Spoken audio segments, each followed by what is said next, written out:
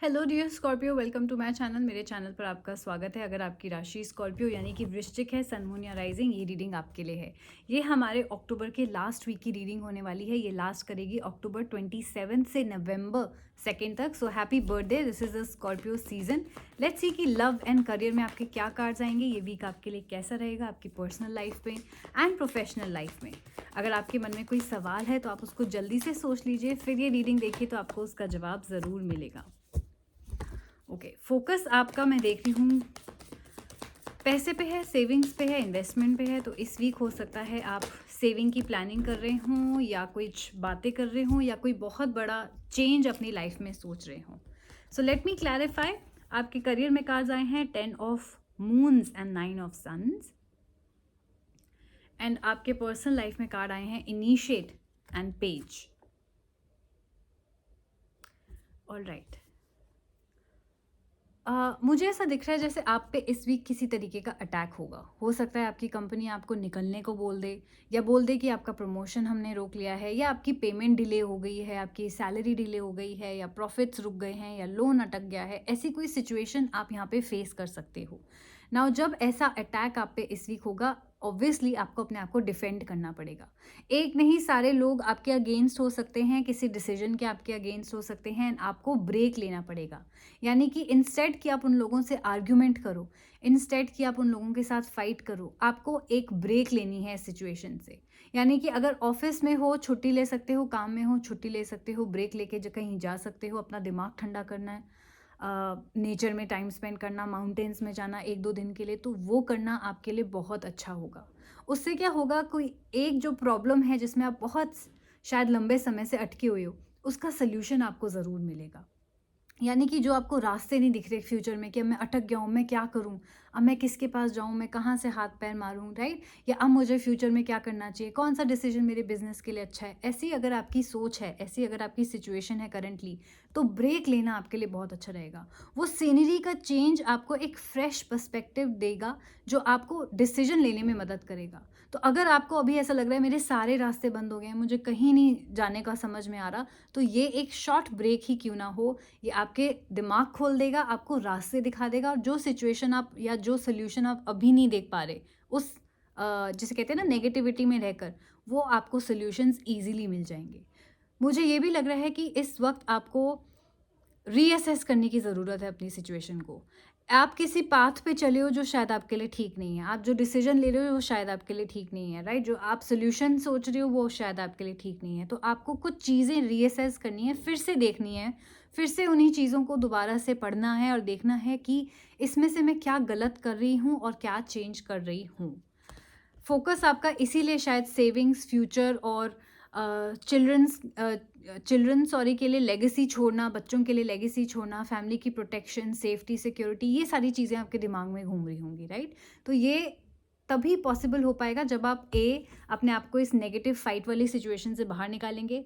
Second, जब आप break लेके ठंडे दिमाग से इस पूरी सिचुएशन को एनालाइज करेंगे, तब एक नया पर्सपेक्टिव, एक नया सोल्यूशन आपके सामने आएगा और वो आपको इस सेफ्टी, सिक्योरिटी, सेविंग, इन्वेस्टमेंट में बहुत काम आएगा। सो प्लीज़ इस एडवाइस को इस वीक ज़रूर फॉलो कीजिएगा, ताकि ये वीक आपका ईजिली एंड स्मूथली निकल जाए और ये गाइडेंस आपकी 100% मदद करने वाली है इस वीक।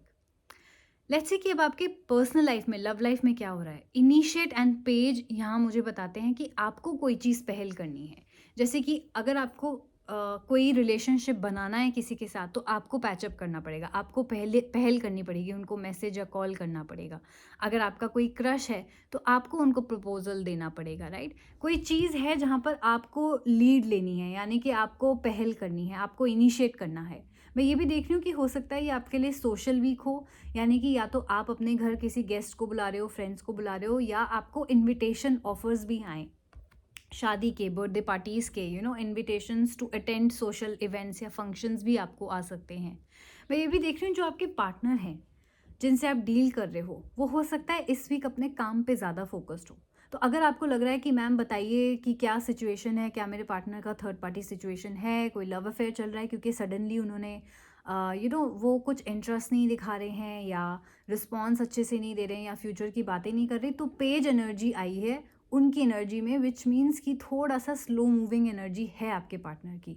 बहुत स्टूडियस, बहुत हार्ड वर्किंग, बहुत फोकस्ड हैं, इसलिए उनका फोकस अभी करियर पे है, अपने काम पर है, रादर दैन रिलेशनशिप या शादी।